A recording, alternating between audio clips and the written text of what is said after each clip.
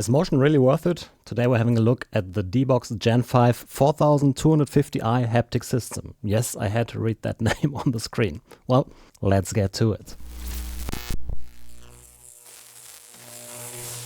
So first of all, a disclaimer, the D-Box 5 was provided by Simrace shop on a loaner basis for trying out and making this review. But as always, all the opinions are my own. That has no impact on the script or the outcome of this video. But especially if you're in Europe and you need anything regarding sim racing, definitely check out my partner Simrace shop. It covers basically every needs a sim racer has. So the system we are looking at is a 4 actuator system and the price is 8,695 euros. I think Simrace shop actually has it on offer right now. So when you're watching the video, it might already have expired, but you're typically looking at something a little under 9,000 euros, which is a lot of money. So there are several types of motions. This one here actually moves the whole rig. So also your steering wheel, your pedals, everything. The motion of the D-Box has 3 degrees of freedom. We have pitch, roll and heave. And the movement of the actuator is 1.5 inch. That's about 38 millimeters. Not a lot, but I think for normal race cars, more than good enough. Every actuator can lift up to 114 kilograms, so a typical sim rig with you inside shouldn't be a big problem. And the maximum velocity of the system is 100 millimeter per second,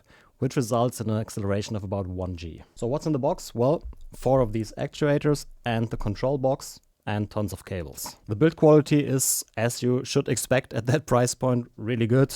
Nothing to criticize here. And if we take a closer look at the actuator first, you have the motor that is sitting here, and then the control electronics attached to the side. 2 cables running out of it, one for power and one Cat5 for control electronics. Then on the bottom you have a voltage selector, so it works everywhere in the world. You can switch it between 120 and 230 volts. In Europe, obviously, you want to set that to 230. And something that I also recommend to get are these mounting brackets. I think they are from ASR, Advanced Sim Racing, at least it has their logo on it. And it simply attaches to the side here. So just use 2 screws, put it on here, another one here. Make sure it's tight because, well, it will lift the whole rig. Then obviously you repeat the process on the other side. I have this on my rig, so I'm not showing you. But this is pretty much how it mounts. These 2 holes here mount to the bottom of your rig, and then it's sitting in the rig like this. 1 bracket here, 1 bracket here.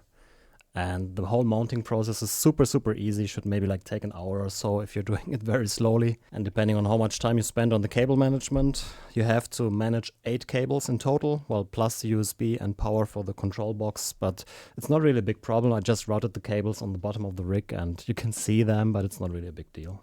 Then once you mounted all 4 actuators, make sure you also put these on the floor. This is where the actuator's feet will sit in. It's a little aluminum cup thingy. Lets the whole actuator also like slide in it pretty well, and it would also protect your floor. But yeah, don't use it without them. But I think we'll hop in the rig. I'll quickly install this back and then we'll talk more about it in the rig. Alright, I also want to quickly run you through the installation process. It's pretty straightforward, to be honest. All you need is go to the download website from D-Box. You need to create an account.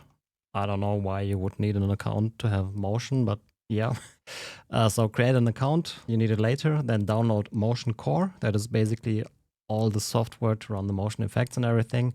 And you will also need to download System Configurator. It's to set up and do the firmware updates of the whole motion system. You basically only have to run the System Configurator once. I'll show you how it looks like. This is what you're getting. So there's a page for firmware update. I have the latest version installed right now, so no update for me here. But you will also see that all your elements are listed in this. You have the bridge, which is the control electronics, and then the 4 actuators. It's pretty much plug and play. You don't have to do a lot here, to be honest. When you go to the configuration page, you can see the haptic bridge, control electronics, 4 actuators, and then I have 2 configurations here. I mean, obviously you want the roll, pitch, and heave configuration. And it also shows you how you're supposed to connect it. For example, here, the front left called G should be connected to port B. Front right, D connected to port A, and so on. And you can see I also have the configuration 10774 loaded here for roll, pitch, and heave. And that is pretty much it. If you have to manually create this, you can copy these settings, click apply configuration, and that's it. The more interesting software that you want to look at is the Game Center. So you do have several tabs here. I think the only interesting thing is the coded gaming and the global settings, obviously, because here you can go to the control panel and have your global level of motion. I have this set to 100%.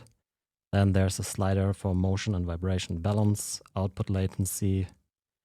I have everything on automatic here. Default mode is basically where the motion sits when you don't do anything. You can set it to be in the middle, or you can set it to low. You will see we are lower now. I always have this in center because otherwise I feel I'm too low, but you can do whatever you want.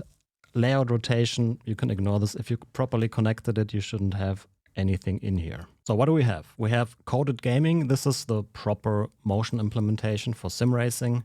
You can see I have ACC installed, Automobilista, Flight Simulator, then Forza, rFactor, iRacing. If you want something, let's say you want to play dirt rally, all you do to set up the motion, it's click on it, click install, go through the process. It will automatically download it. Then you get to see some instructions. I mean, if you have to do something in the game, it will tell you this in the instructions. For example, here, see, the motion platform should initialize when starting your first game. If no motion is experienced, do this. I've never had to do anything that was not mentioned in this. So I'm gonna do some rally in the next days anyway, so we can just install this. So go through it. That's it. Dirt Rally 2 is set up. Startup is automatic. For some games, for example, Forza, you have to click on launch because this is waiting for the data on the UDP port. But for the main sim racing games, you don't have to do anything pretty much. Then if you want to go into detail, you can go to settings. You can see I'm running very low motion on iRacing, for example. So this is another master motion slider, similar to the one in the control panel, but you can set this per game. Then you can create several profiles here. If you want to try my settings, you can try copy these settings. When it comes to motion, less definitely is more, so don't overdo it. So as you can see, I don't use a crazy amount of motion, especially the front-rear reactivity is turned down. I don't think it's insanely realistic if the rig does this front and rear motion. If you accelerate and brake, it just feels a bit weird. So I have that turned down a little bit. Then you can adjust how the vehicle reacts to banking, and engine vibrations turned very low. I'm not a big fan of having everything vibrating. It's also very loud to the engine vibration effect, and then skid vibration, suspension, surface texture. There are different settings depending on the game you're using. Oh, brake pedal ABS vibration. I wonder if that is similar to the SimmerCube ABS effect. I need to actually try this. This must have been rolled out in a newer update. I haven't seen this before. But this is, for example, for iRacing, and if you go to rFactor, you will have slightly different looking settings. You see here we have acceleration, motion, and this stuff, road texture, brake pedal ABS. Every game has slightly different settings. Play with the settings. Don't be afraid to turn the sliders to 0 and to the extreme to see exactly what they are doing, and then create your own custom setup here. Okay, then there are also some more modes, not really relevant for sim racing, to be honest. Coded video, it's like a motion effect for movies. It's insanely amazing, to be honest. This is probably the coolest use case for the motion of the D-Box. It basically gives you special effects when you watch movies, really cool with action movies and stuff, but yeah. Adaptive gaming is if you have a game that does not have motion and you want to, for example, like have the rig vibrate when you shoot or something in a shooter, you can do this here. I think it's irrelevant for sim racing. Adaptive audio, then it generates motion depending on the audio. Might be useful for those D-Box chairs or something, not really in a rig. In general, updates for games is really quick, like shortly after release or even before release of games, you will have it in here. They also listen to feedback. They have a little user forum section on their website. If people complain about something, there's usually a quick fix. But yeah, that is pretty much the software part. I want to talk about something that surprised me a lot, and that is power consumption. I do have the whole D-Box connected to my home assistant using a smart plug. And you can see here in idle mode, so in the hold mode, the D-Box plus control electronics use 42 watts of power on average. And I thought while driving this will probably go up a lot, but no, that's actually not the case. We will do one lap in Automobilista 2, which I think has the craziest motion output on 100% in the IndyCar around Road America. And I'll show you the graph of the power. All right, here we are, 100%. It will be wild. You can probably see how much motion there is going on the several cameras. This is absolutely not usable, to be honest. It's so much, but I just want to show you... Oh god. The power consumption if you use it to the absolute limit. Holy shit, the shifting is violent. Oh, I can't even drive. I mean, what's new, right?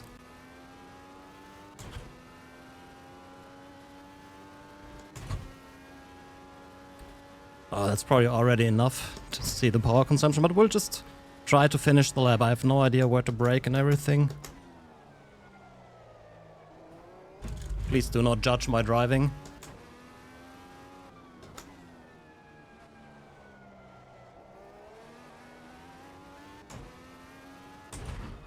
Oh my god.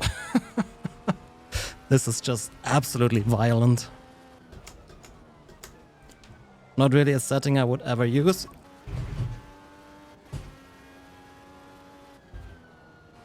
I guess the whole country now knows I'm driving right now. No, it's actually the D-box is not very loud unless you use engine vibration. Okay, come out the corner.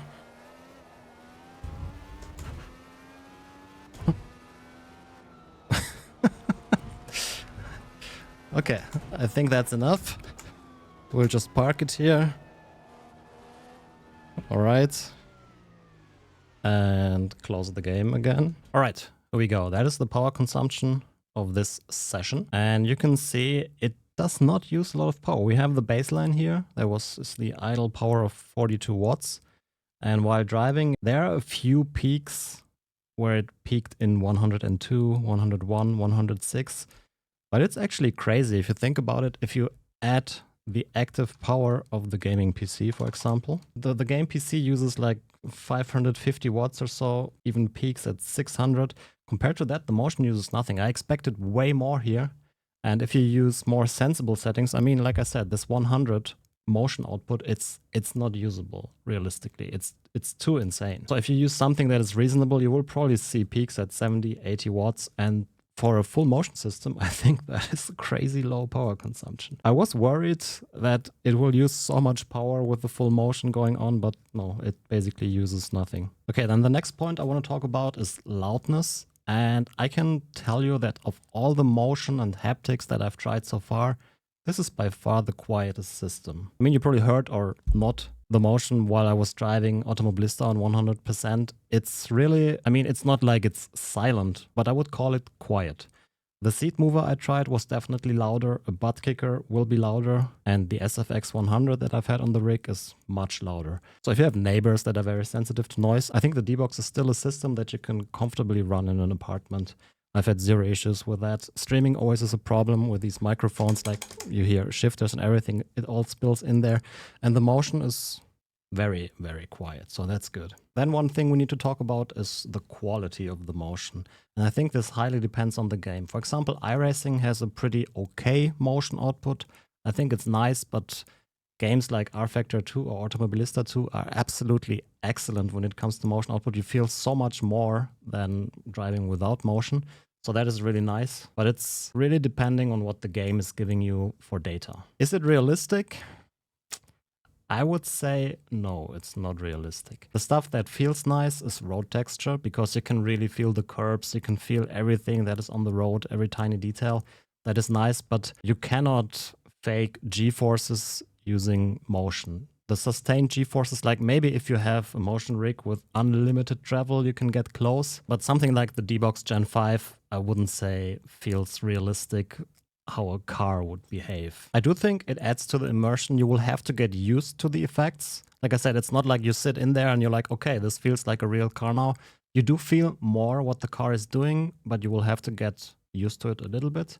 But it definitely adds to immersion, especially when you're driving in VR. I think VR plus motion, it's such a fun combo that everybody should try at least once in their life. But yeah, the effects are cool, but I wouldn't say it's very realistic. Then another question I get asked very often, will it make you quicker? And I think that is a clear no, motion will not make you quicker. It does not help too much to feel what the car is doing at the limit. I mean, if you really want to invest your money, like much money, into something that will make you quicker, the SimCube active pedals are probably a good start, or a cheaper alternative, get a butt kicker, put wheel slip data on there. I think this can really help to feel the grip, but the motion, at least speaking for myself, will not make you quicker. I think if you run it at a level that gets crazy, it will probably make you slower, because when you're shaking around in your rig, you can't focus as well on driving quickly as if you just sit there stationary and being able to focus all your attention on the force feedback and what pedals are doing and stuff like that. I think the motion can be a distraction. It does feel awesome. It can be a lot of fun, but it will not make you quicker. I want to do one lap on iRacing and basically talk about what I feel with the settings that I use, which are relatively low, but it's impossible to capture on camera. I mean, you can see how the rig shakes and everything, but yeah, it's really hard to show on the video how motion feels, but I'll try my best to talk you through it, what is happening when I'm driving, and yeah. We will be doing a little bit of driving in the hypercar around Watkins Glen, my absolute nemesis combo. I'm always dying in the freaking bus stop, but yeah, I just want to quickly talk about what you can expect from a D-Box motion. So while I drive here, you feel the road. You can feel every little crack in the road. You can feel when there's a difference between several patches of road. You feel that in your butt pretty much when you drive over a line, for example. Or if I enter the grass, I can feel that the left side is on the grass. You feel the curbs and the suspension of the car, how it goes up and down. But you feel much more in the force feedback, to be honest. And for example, if I drive here and overdo it a bit, understeer or oversteer, it's probably hard to induce oversteer here, but let's try it like this. You don't really feel that in the motion. You can also see like the braking and acceleration. I turned it down a lot because it was just not feeling insanely realistic to me to get moved like forwards and backwards, depending on whether I brake or not. Some people like that. I turn it pretty much off. You can still feel it slightly, but I didn't think that was very nice. But for my case, I mostly use it pretty much exclusively for road texture and suspension movement, pretty much. I also don't have the rig set up to roll a lot in the corners, because that just felt unnatural to me. But yeah, I also quickly want to talk about the other kinds of motion that I've tried. The first one being the SFX 100 system. It is pretty much a DIY motion system that works basically very similar to the D-Box. Usually the servo motor is sitting on top here, but this is the second version that I'm building right now. The thing that is nicer on the SFX 100 or SFX 150 is you have more travel, 100 millimeters or 150, and the system is quicker. It gives you an acceleration of about 245 millimeters per second compared to the 100 of the D-Box. It's like a 2.5 increase. And you feel that. You feel that the motion effects are just more brutal, especially like up, down. It's definitely noticeable that the SFX system is quicker. It also is much louder. That's basically the reason why I removed it from the rig, because while streaming, it was too loud.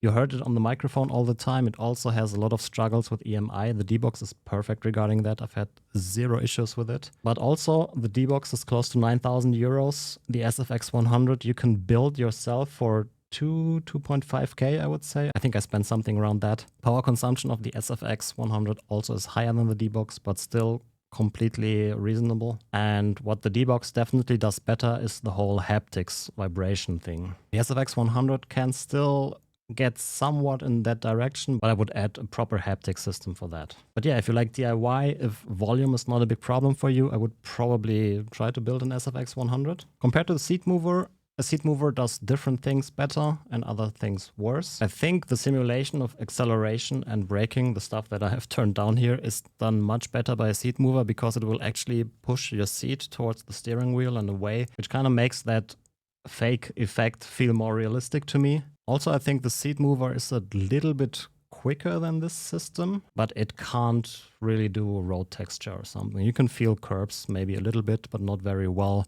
But the whole road texture is not really a thing with a seat mover. If you want to have haptic feedbacks, I can highly recommend just using a butt kicker, because it can pretty accurately also do the road texture and the curbs. You can put wheel slip on it if you want to. That's something that really helps in the corners, for example, when you control it via SimHub. And you can get a butt kicker setup starting at 150 euros or so. So to wrap this up, 3 things that I like about the D-Box system. First is the overall feel. It feels very organic. It doesn't have this digital feeling that some of the butt kicker, a badly made butt kicker or seat mover setups have. It just feels right to me. Then the ease of installation, you can set the whole rig up in 1 hour. It's no problem. It's easy to put on the rig. The installation process is very straightforward. It's a bit annoying that you have to create an account, but it's also not a big deal. So that is another plus. And the third thing, loudness. This system is really quiet. And I think for people that actually have to pay attention to that, there are not a lot of alternatives to something like that. If you really want to experience motion, a seat mover will be louder, at least the one that I tried. The butt kicker setup is probably a little bit louder. I mean, you can turn the effects down and then it becomes quieter. But comparing a butt kicker screw to the seat to this, in my case, this is quieter. Okay, then also 3 things that I dislike. I mean, the first one, the price. It is crazy expensive. There are competitors that are significantly cheaper. And I mean, especially if you like DIY, an SFX 100, I think performs maybe slightly better than this and is significantly cheaper. Second thing, the travel, 38 millimeters is enough for most things, especially in sim racing with stiff suspension race cars. But if you like to do rally, I think more travel definitely helps. And the third thing I want to mention, sometimes the motion is a bit buggy. For example, I do iRacing. The curb effects and everything work just fine, but the general motion of the rest is delayed. And that is completely confusing if you launch a quali session and then you feel the curbs in time, but the rest not. I mean, I don't know if that's maybe a problem with the game, but I've never had that problem with the seat mover or with the SFX 100 or with the butt kickers. It's been exclusive to D-Box. I've had it happen like 3 or 4 times maybe. A reboot of the game always helped in that case. But yeah, especially for example in an endurance race, if you just hop into the car and then you notice, okay, the motion is weird. You can drive for an hour or so and you will have to drive your stint with that. And it's just very confusing. It gave me motion sickness because what I expect to feel does not happen, but it happens later. And yeah, that's a little bit annoying. So overall, would I recommend it? Well, yes and no. I think there are actually 3 verdicts that I have. If you're all about immersion, if you like plug and play, and if you do not care much about money because you have plenty, then yeah, the D-Box system is really great. I would always recommend try to test it somewhere before if you can. The system does have nice effects. The road texture feel is absolutely phenomenal, but many of the other effects do feel fun and immersive, but they do not feel realistic. But once you get used to how the motion will let you feel certain situations in the race car, it can be a lot of fun. Like for example, taking the 2022 Merc in iRacing and experience the porpoising in the motion, it's a pretty surreal experience, to be honest. Okay, the second verdict, if you are all about immersion, but the price is too high for you and you like DIY, build an SFX 100. I think it feels even a little bit better than this system. And it's just lacking in the haptics department, but even an SFX 100 with a really, really good haptic feedback system is probably less money than the D-Box. And the third verdict, if all you care about is being as quick on track as possible, then don't buy this. It will not make you quicker. It will not let you help what the car is doing at the limit better. I mean, if this was an advantage, you would see all the eSport pros using motion. This is not the case. So if all you care about is speed, I would maybe get a butt kicker because it lets you feel the car at the limit a little bit better. Or for example, the SimCube active pedals, because these can really be a competitive advantage in my opinion. But for me, as long as I can keep it, like I said, it's a loaner unit from SimRace Shop, I will definitely leave it on the rig. Being able to feel the road texture and curbs and stuff like that definitely is a lot of fun. In my opinion, it adds to immersion. But in the end, everything in sim racing is very subjective. So if you can, try testing it before you actually buy it. But yeah, that's pretty much it for the video. I hope I didn't forget anything. It's probably a rather long video. I'm sorry about that. But yeah, if you liked it, maybe give it a thumbs up. Subscribe to the channel to not miss future videos. If you have any questions about anything, put it in the comments down below or join the Discord. And yeah, I hope to see you all in the next video. Bye-bye.